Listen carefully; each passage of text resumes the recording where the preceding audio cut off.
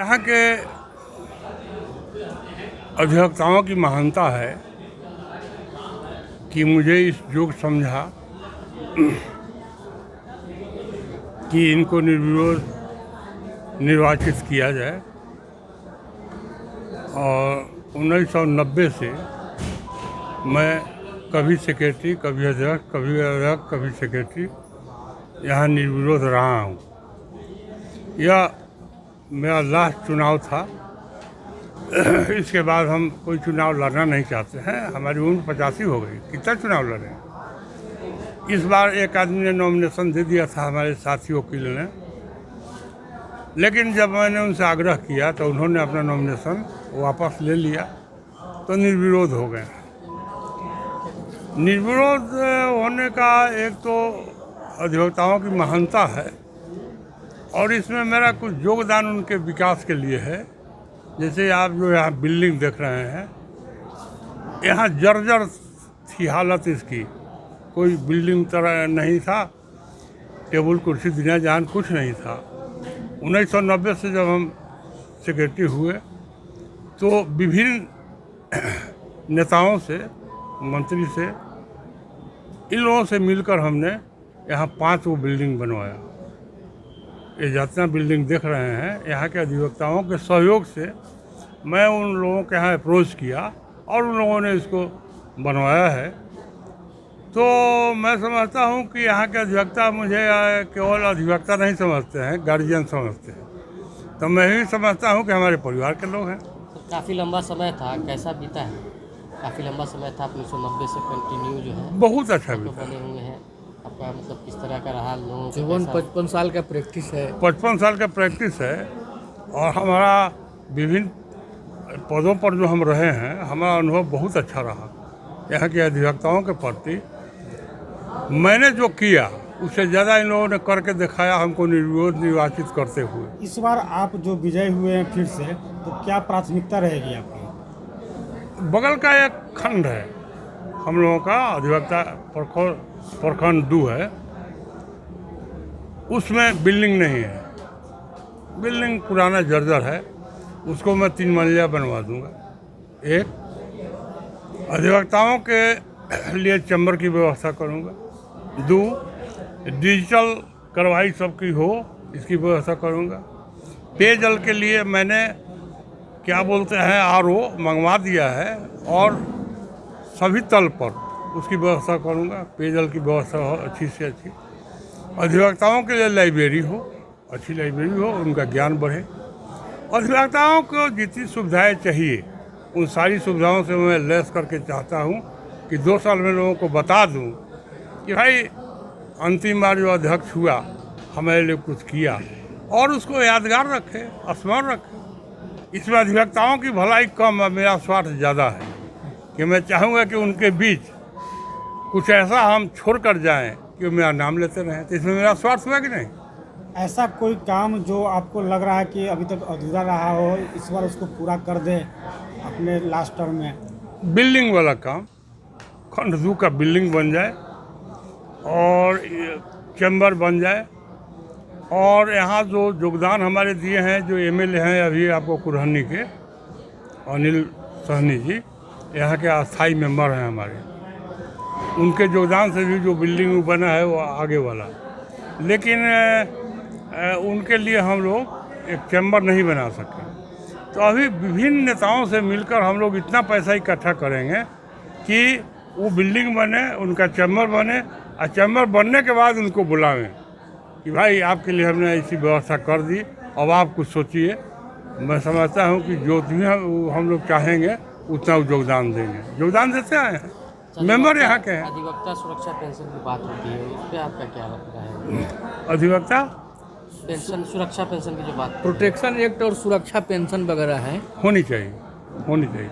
हालांकि अभी जो है ना, स्टेट बार काउंसिल है, तो यहाँ बीमारी में देता है पैसा। यदि कोई सीरियस बीमार है तो 1 लाख तक देता है। कोई यदि मर गया और वह मेंबर है, क्या बोलते हैं उसको, ट्रस्ट कमेटी का, वेलफेयर ट्रस्ट कमेटी का, तो उसको भी प्रैक्टिस के अनुसार मिलता है। 7 लाख तक मिलने का प्रोविज़न है, जो कि स्टेट बार काउंसिल ने उसको अब कर दिया है 10 लाख।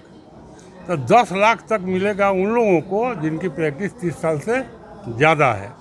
जैसे उनके साथ कोई कैजुअलिटी हो जाती है या आयु के अनुसार भी यदि वो मर जाते हैं तो उनके लिए 7 लाख का प्रोविज़न है वहाँ से। यहाँ से हम लोगों का जो है कि यहाँ से अधिवक्ता यदि असामयिक किसी की मृत्यु हुई तो हम लोग तो साधारण देते हैं 10,000 5,000 और वहाँ से उसको 7-8 लाख का इंतजाम कराते हैं। क्या संदेश देना चाहेंगे? जो संदेश देना चाहेंगे कि अधिवक्ता के लिए लाइब्रेरी की व्यवस्था हो जाए। हमारे झा जी के ऐसा ज्ञान प्राप्त करें।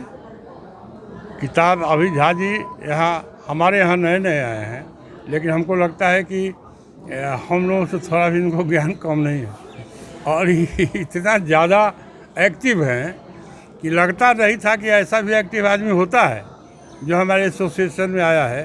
तो ये आदमी समझता है कि हम धन्य हैं कि यहाँ संघ में आ गए। अब मैं समझता हुआ जैसे सेक्रेटरी चाहे प्रेसिडेंट कि धन्य हम लोग हैं कि इस तरह का अधिवक्ता हमारे यहाँ आए। एक बार परिचय दे दीजिएगा अपने। रामशरण सिंह 30 साल तक मुखिया भी रहे हैं अनकंटेस्टेड। 5 साल तक जिला मुखिया संघ के अध्यक्ष रहे हैं यहाँ। माने एक साथ ही प्रैक्टिस है वो सब भी चलता रहा है। विभिन्न जैसे कि हम 1959 में सुन लीजिए जरा, 1959 में लाइसेंस इंस्पेक्टर पटना में हुए, रिजाइन करके आए, पढ़े, BA में किए, तुर्की से ट्रेनिंग किए, पारू हाई स्कूल में गए, सहायक शिक्षक बने, राजेपुर हाई स्कूल में गए, हेडमास्टर बने, जैनपुर कॉलेज में पॉलिटिकल साइंस के प्रोफेसर बने। लेकिन हमारा मन नहीं लगा, हमको लगा कि वकालत करना चाहिए, तो हम वकालत में आए। और आप लोगों की जो शुभकामना रही, मैं इतना संतुष्ट हूँ वकालत पेशा से कि मैं ईश्वर से प्रार्थना करता हूँ कि जितना मैं संतुष्ट हूँ यहाँ सारे अधिवक्ताओं को संतुष्ट रखूँ। मैं इस पेशा से बहुत संतुष्ट हूँ, बहुत संतुष्ट। जी बोलिए, क्या आप कहना हाँ, चाहेंगे? मैं हम लोगों के लिए काफ़ी गर्व की बात है और काफ़ी खुशी की बात है कि हम लोगों के अधिवक्ता समाज के अभिभावक आदरणीय श्री रामशरण बाबू फिर से एक बार निर्विरोध अध्यक्ष पद के लिए चुने गए हैं। यह हम सभी जूनियर और सीनियर अधिवक्ताओं को इस पर फ़ख्र होता है।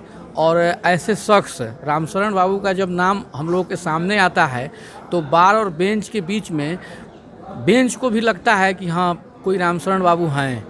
हम लोगों ने कई केसेज में ऐसा देखा है कि जहाँ पर जजेज लोग काफ़ी गंभीरता से इनकी बात को सुनते हैं, समझते हैं और सीखते भी हैं। हम ऐसे शख्सियत के साथ में हम काम कर रहे हैं और इनको हम लोग देख रहे हैं और इनसे हम लोग ऊर्जान्वित हो रहे हैं, तो हम लोग अपने आप को काफ़ी ऊर्जावान समझते हैं। और हमारे सर का जब नाम आया तो उसमें एक उम्मीदवार किसी तरीके से अपना आ गए कि नहीं हम कंटेस्ट में रहेंगे। खैर कंटेस्ट भी होती तो उससे ज़्यादा कोई प्रभाव नहीं पड़ता, क्योंकि सर का नाम ही काफ़ी है और इनका वोट बिल्कुल एक तरफा ही जा रहा था। लेकिन और भी लोगों का बात सामने आया कि सर आज तक कभी भी कंटेस्ट में इनके अगेंस्ट में कोई व्यक्ति आया नहीं है। तो यह सोच करके अगले प्रतिनिधि ने, चूँकि वो भी सर के ही जूनियरशिप में कभी काम किए हैं और काफ़ी नज़दीकी हैं, जिसके चलते उन्होंने प्रेम से अभिभूत होकर के उन्होंने अपना नामांकन को वापस लिए और सर हमारे निर्विरोध हुए।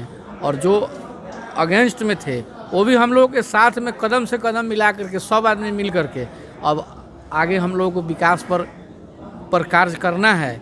और हम लोग को काफ़ी खुशी है कि ऐसे शख्स हैं जिनको मुजफ्फरपुर ही नहीं पूरे बिहार का अधिवक्ता समाज आदरणीय श्री रामशरण बाबू को बहुत अच्छे मतलब इस चीज़ से जानते हैं कि इनके जैसा फिर अब कोई जो है फिर से कोई दूसरा रामशरण सिंह अधिवक्ता फिर इस बिहार की धरती पर जो है फिर जन्म नहीं ले सकता है।